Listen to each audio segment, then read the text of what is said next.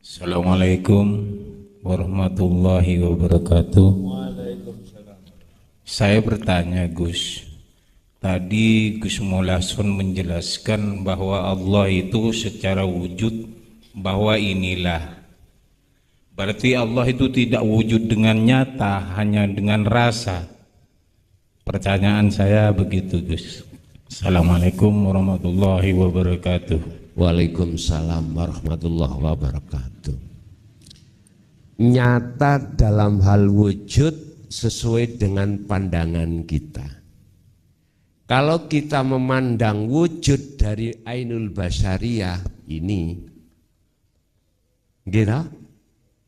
Ini toh makhluk toh, makhluk. Tapi coba jenengan ainul basiroh jenengan yang buat melihat. Ini wujud? Tidak akan.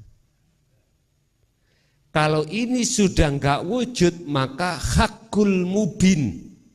Nyatanya Allah, wujudnya Allah jengleh-jengleh dalam pandangan ini. Sampai melihat nyatanya wujudnya Allah, jangan pakai akal. Jangan pakai ainul basyariyah, tapi pakailah ainul basyirah. Sehingga nyun sewu, pandangan orang syariat terkait masalah wujudnya Allah itu ditandai dengan wujudnya selain Allah. Dunia seisinya iku wujud, sebab ada yang mewujudkan.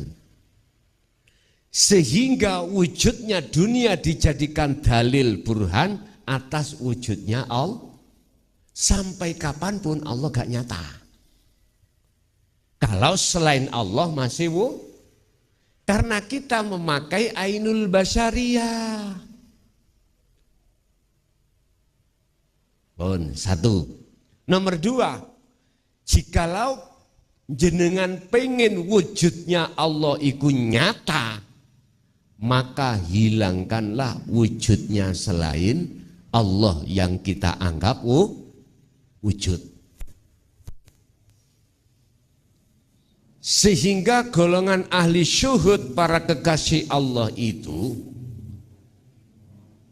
menjadikan dalil burhan wujudnya Allah sebagai tanda ketidakwujudnya selain Allah. Masih bingung? Saya ulang. Para kekasih Allah itu pakai ainul basyirah dalam hal melihat wujud nyatanya Allah. Kalau wujud nyatanya Allah itu sudah jengleh-jengleh, itu beliau jadikan sebagai burhan atau dalil atas ketidakwujudnya selain, sehingga ini sudah enggak wujud. Itu sebagai syarat. Apa mungkin perkara yang gak wujud selain Allah bisa menyatakan melihat wujudnya yang wujud? Saya ulang ya.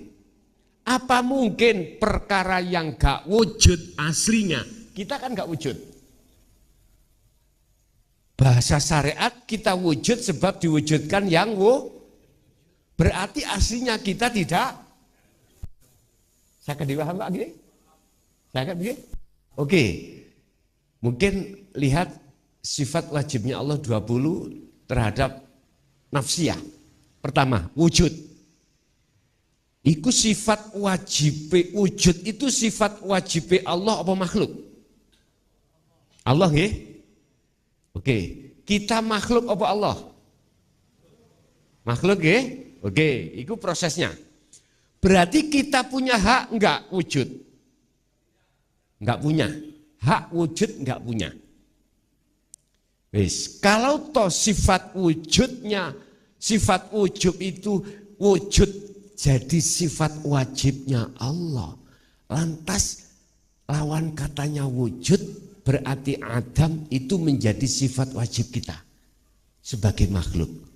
Sehingga apakah mungkin perkara yang tidak wujud bisa melihat yang wujud? Gak mungkin. Sebab sesungguhnya yang bisa melihat yang wujud itu sendiri. Inilah yang kumaksud bertemu itu di situ. Kalau kita masih merasa ada, ya, kemakhlukan diri kita, berarti kita belum bisa menyatakan nyatanya wujudnya Allah. Wis Gus tambah munyer aku. Deleh kupluk isik. Sampai tanggal bunyai wingking sampean.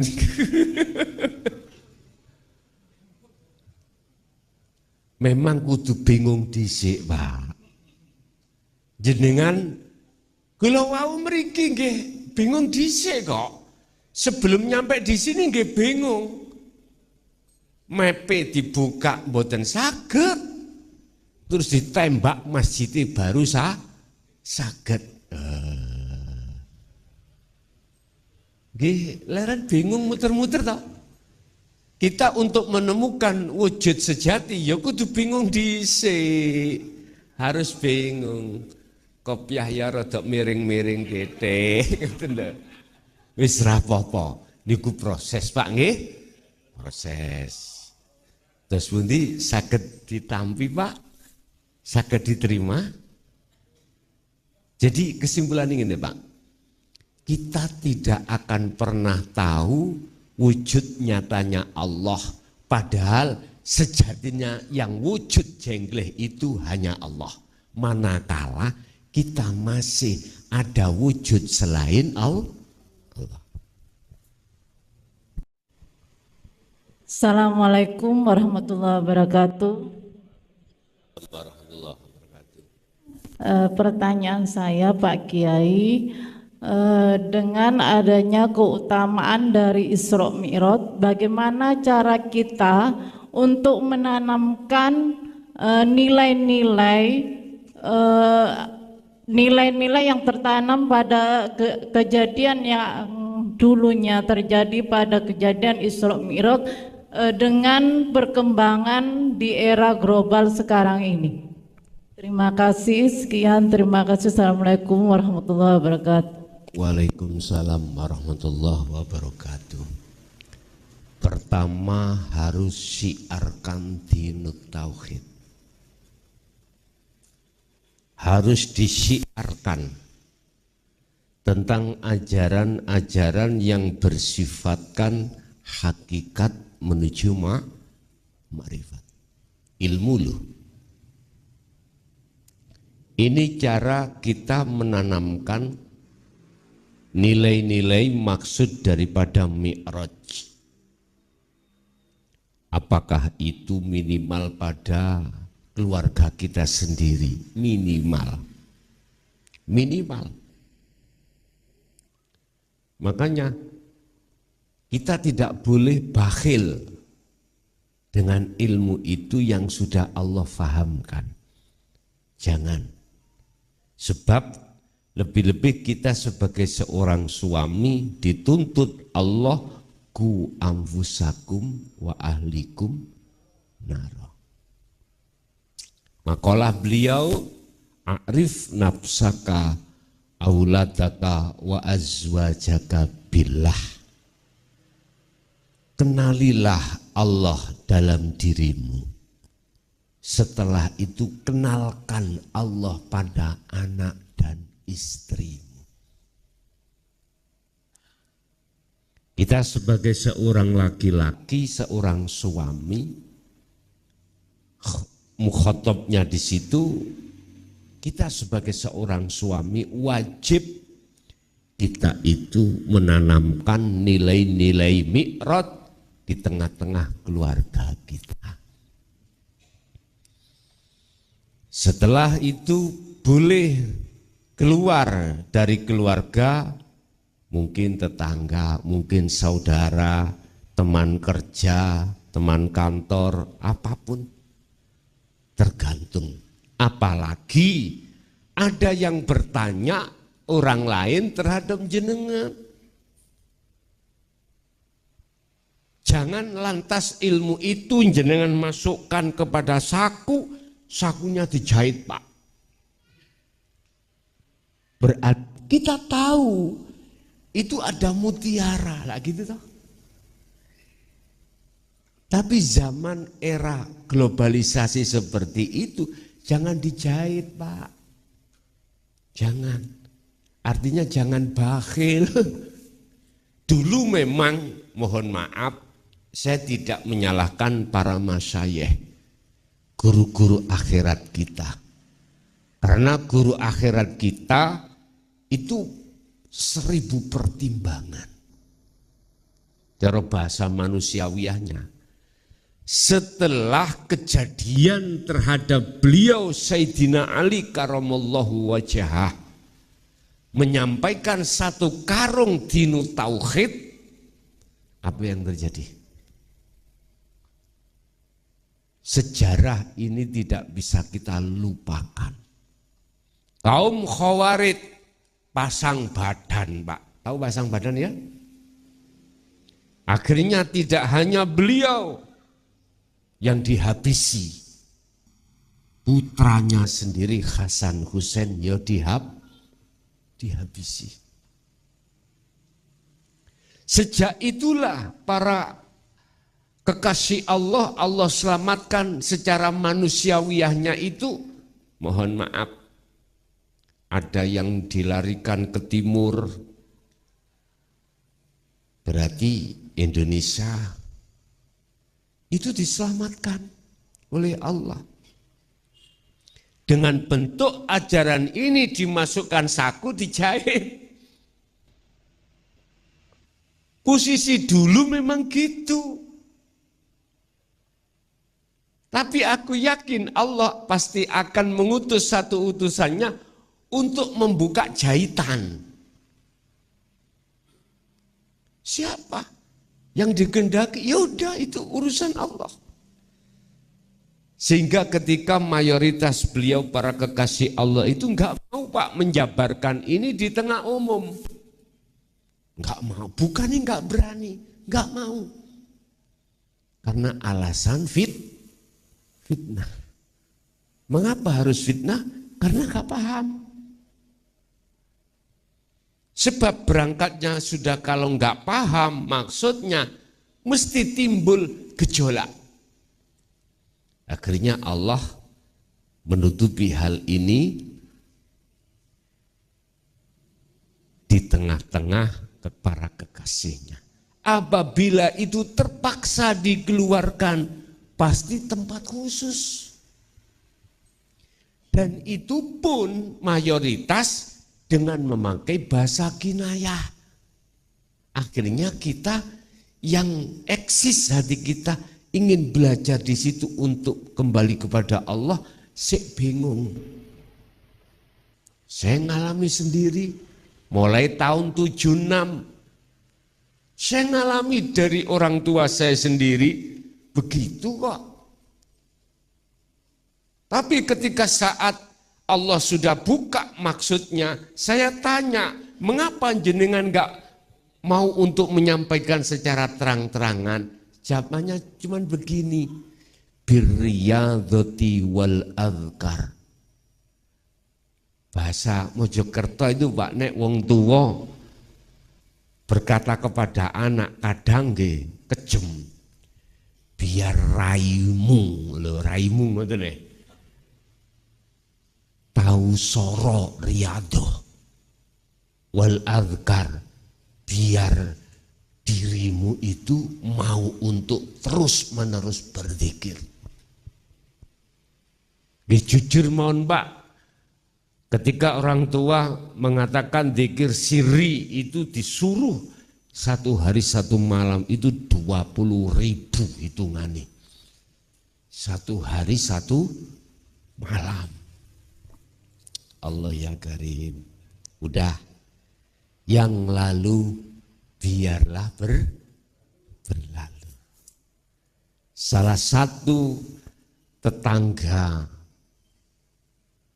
pulau kita, Madura maksudnya, salah satu beliau yang berani menyampaikan dinul haq di tengah adalah beliau Bayai Ismail. Tapi tidak sedikit yang memungsuhi. Jenengan mengalami, gitu. Madura loh Pak ya, Madura. Sumenep enggak saya? Sumenep. Oke. Bon. Lah, yang lalu biarlah berlalu. Sebetulnya itu memang itu berisiko. Tapi ini sudah eranya global. Bagaimana menanamkan nilai-nilai mi'raj? Kita harus untuk menyampaikan dan mensyiarkan dinul haq ini. Paling tidak minimal keluarga sendiri. Urusan nanti mau terima atau tidak bukan urusan kita, Pak. Bukan urusan kita. Kita yang sudah faham dan kita sudah yang masuk di dalam musyahadah dan membawa oleh-oleh, apa oleh-olehnya? Wa ahlikum naro. Jagalah neraka itu dari jagalah keluargamu dari siksa api. Yaitu tadi. Hatinya biar enggak panas terus ngadepi persoalan dunia, suruh untuk kembali kepada Allah. Nanti tidak mudah akan terjadi rasa takut, rasa gelisah, rasa khawatir. Karena rasa-rasa itu sudah dihilangkan oleh Allah. Itu Bu nggih caranya. Tergantung mengke Allah melebarkan sayap jenengan ke luar keluarga jenengan pribadi apa ndak, itu urusan Allah. Wa ahlikum niki nek bahasane Rasulullah, wa ahlikum berarti seluruh umat. Ahlinya. Akhirnya siapa nantinya akan menjadi ahli ini Rasulullah? Allah menyaring. Itulah para tabi'in,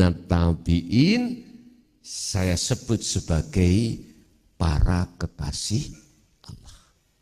Rasulullah berkata, jikalau kau cintamu betul-betul ingin diterima oleh Allah, ikuti ajaranku. Jikalau kau betul-betul mengikuti ajaranku, yuhibbukumullah wa yaghfir lakum dzunubakum. Ali Imran 31. Jikalau jenengan sudah melepaskan keakuan diri, contoh, napa sing kula cintai tadi sebelum saya mengikuti ajaran Rasulullah, minan nisa wal banin wal qanatiril muqantarah, garwa, anak, dunya brono iku melekat di dalam rohania saya, sehingga saya disebut bercinta terhadapnya.